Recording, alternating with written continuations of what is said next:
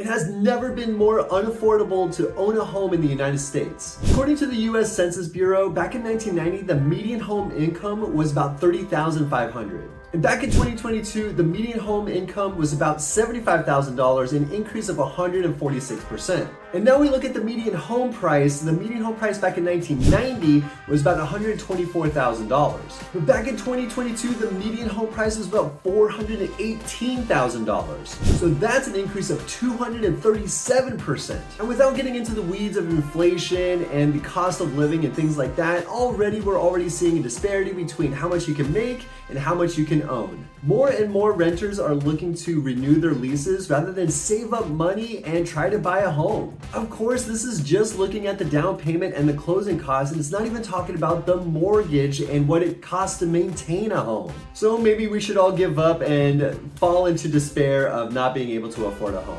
Unless there's a way to afford it. And luckily there is, and I've used this strategy 3 times now, and now I currently own those homes and they're investment properties. One is a duplex over the San Diego area, another is operating as a short-term rental in the Denver area, and I'm currently house hacking my 3rd home. And yes, that is the strategy, house hacking.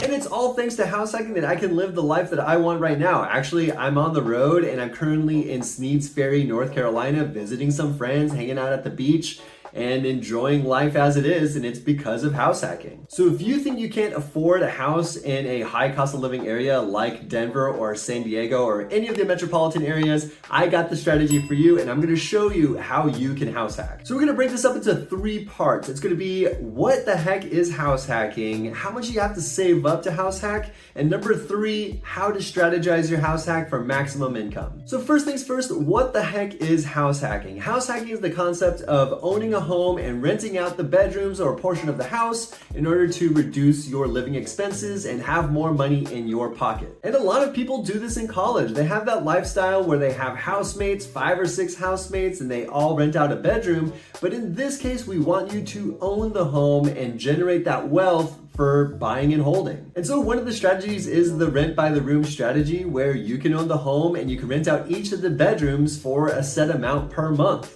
And this is where you start to see a lot of the hate comments on social media where they say landlords are the scum of the earth, you provide nothing for the economy, you're renting out rooms, blah blah blah. And these types of people are probably never going to own a home, and they have all these limiting beliefs with owning a home and home ownership. Also, you're providing a safe, clean, and welcoming environment for people that want to live in your home. Sometimes people just don't want to own the home. They just want a place to live until they can afford to buy their next home. People on the internet call me a slumlord, and I'm like, have you seen my homes? Have you seen how much time and effort I put into these? And I put it at market rate. It's not like I'm gouging them. People want to actually live here. Whatever, it makes no sense to me, and it shouldn't bother you either, because you are providing a valuable asset. I mean, after all, the top 3 things you need to survive is food, water, and shelter, and you're there to provide the shelter. So with that being said, what do you need to have ready, and how much do you have to have saved up in order to purchase your first house hack? So I'm gonna assume this is your first property that you're gonna be buying, and with that being said, you need to have 2 key players on your team: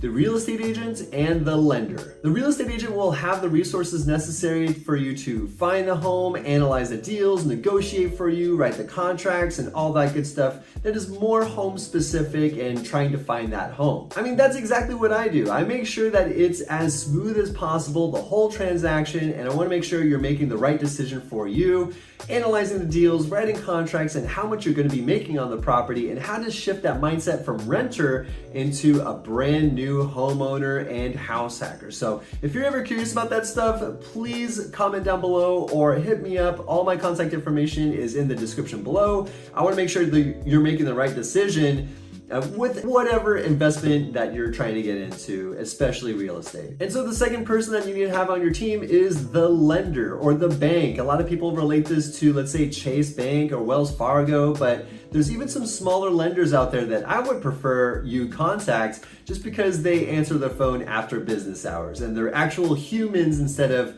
big banks that close at 5 or 5:30. And with lenders, it means that you're putting down, let's say 5% down on a home, and the lender would be providing that extra 95% of the home value in the form of a loan or a mortgage, however you want to look at it. And while we're on the subject of financing, you do not have to put down 20% on your home. Especially at a $500,000 home, if it's priced that much, you don't need to put down $100,000 in order for you to purchase your next property. You don't need 20%. You can put down as little as 3%, maybe even 5% down. And on a $500,000 home, 5% is just $25,000, and I feel like that's a lot easier to save up than $100,000. Even with that 5% down, you can actually work with friends, family, or even a business partner to help you fund the deal and work things out that way. And then there's people out there that say, oh, but Ian, I don't want to pay the PMI or the property mortgage insurance. And to them, I say, boo-hoo. But with those people that complain about PMI is only about $200 a month, depending on the home and the purchase price. And if I had to choose between spending $100,000 on a home or only $25,000 and only put down $200 per month going towards that PMI, I would choose the $25,000 any day of the week. So let's go into how much you should have saved up for buying a home. So let's say the home you wanted to buy was $500,000 and you wanted to put down 3% on that property. That's about $15,000. The closing cost on average costs about $8,000, so that brings up your total amount to about $23,000. And you'll also might need to set aside a little bit more in order for you to have 6 months of insurance and taxes all in this escrow account so that it's paid for by the lender rather than by you. Every year, this lender will have access to this escrow account and pay for your taxes and your insurance on your behalf, so you don't have to worry about it. I mean, some people have the payment of insurance and payments of the taxes on their own rather than having it as an escrow account. But if you ask me, I'd rather have everything automated and have it paid in full at a certain amount or at a certain time. That way I don't have to worry about it because I'm a busy guy and I'd rather have that taken care of by someone else. With all that being said, if you want to put down 3% on a $500,000 property, I'd say the grand total you should save up is, let's say, $27,000. And that could possibly include the cost for inspections. For example, there's 3 main inspections that you should do: the home inspection, the radon test, and the sewer scope to see the integrity of the sewer connecting to the city pipeline. And the total cost for these inspections is about $800. It might be a little bit more for those. And if you wanted to dig a little bit deeper on the foundation, the structure, or even the roof, the contractors will cost their own little thing, maybe a per hour thing. Let's say it's $100 per hour. So I would allot for maybe $1,000 to set aside, and that could possibly be included in that $27,000 that I said previously. And I just want to reiterate, it is so worth it to do these inspections. I mean, knowledge is power, and this is great, especially if you are working with a buyer agent, to have them negotiate on your behalf, or if you want to negotiate, that's a thing too, if you don't have a buyer agent. Knowledge is power, and you want to make sure that you have all the cards face up that you can play with. So that's about it for the budgets, but I will say things can change in the near future for July of 2024 because things are quickly changing in the real estate scene and the commission base and how the buyer agent gets paid. So I will be making a video in the near future, probably next week, talking about the NAR lawsuit and things like that, because things will change up for first-time home buyers, and it's a whole complicated mess of things, but I will make it much more simple in the next video coming up. So let's say you get pre-approved with lending. Yay, that's awesome. Honestly, it's really cool, and it's really good that you did that. And it helps out the real estate agent knowing what you can and cannot afford in the lender's eyes. It's really great. But how do you find a house hack that you can afford, and what strategy should you use? Here in Denver, there are 3 main strategies that you can use. You can use the rent by the room strategy. Let's say you get a whole bunch of rooms and you rent out each of the rooms. It is the least comfortable but most profitable. You can also use the ADU strategy or the granny suite strategy, where you have a whole separate unit or a duplex, triplex, or fourplex, and operate that as a short-term rental, medium-term rental, long-term rental. That is the least profitable but most comfortable. But then right in between, and the strategy that I have used as well, is the basement situation, where you find an entrance into the basement and you can live on the main floor or live in the basement depending on how much you want to make. And it's sort of that happy medium where you're not sharing common spaces with proper tenants, but you are sort of sharing, the floor and ceiling of the basement. I've had several clients come out of college and maintain that lifestyle with a whole bunch of housemates and go through the rent by the room strategy, just because it's such a simple way for them to get started and they don't have to change their lifestyle. So I try to convince them to take that mentality of having housemates or having roommates and making that small sacrifice of living with people for the first 3 years of their real estate, house hacking, and investing career, so that they're set up for life and they don't have to wait till 60 or 65 to retire. I think it is well worth that pain and stress for the first 3 years of your life in order to maintain that wealthy lifestyle. So for example, I know a guy that had a 5-bedroom place and he lived in the living room and lived with a curtain around him so that he could rent out all of the other 5 bedrooms for $700 a month.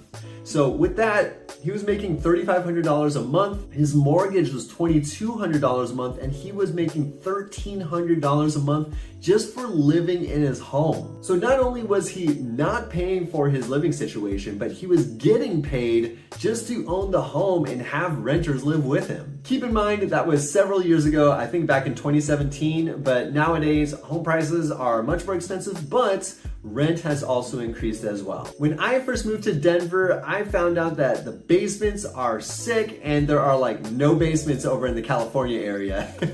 So once I found out that you can live in the basement, it blew my mind and made house hacking so much easier. So I found a home that had an access to the basement, and me and my wife stayed in the basement in order to operate the main floor as a short-term rental. And while living in the basement, we were making about $3,500 per month with that Airbnb above us. It's a 2-bed, 1-bath upstairs and a 2-bed, 1-bath downstairs, and it covered nearly all of our living expenses and then some. And with the ADU or multifamily strategy, you can have someone live in the other units for a set amount, long-term rent, medium-term rent, or short-term rental.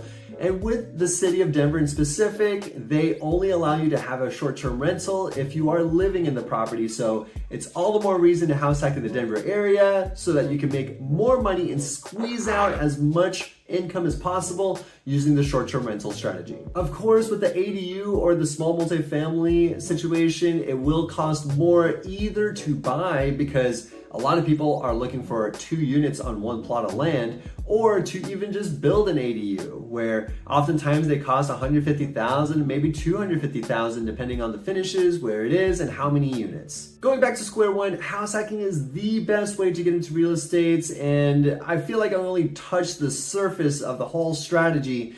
And I want to make sure that you're following me to make sure you're not missing any videos, especially when it comes to Denver and house hacking in general. But what's also great about house hacking is that you can live in your investment. You can have other people pay for your living situation. You can have partners help you fund the whole property or have it as a gift. And I'd say to top it all off, you don't have to worry about your landlord getting mad at you for putting nails in the wall, because you are the landlord. I appreciate you all for watching. I want to make sure that you're set for, at least the beginning stages and understanding what it takes to start house hacking. So let me know in the comments below if it is still interesting to you, or if you want to get started in house hacking, you could set up a call. Like, did you know that I take calls from you guys?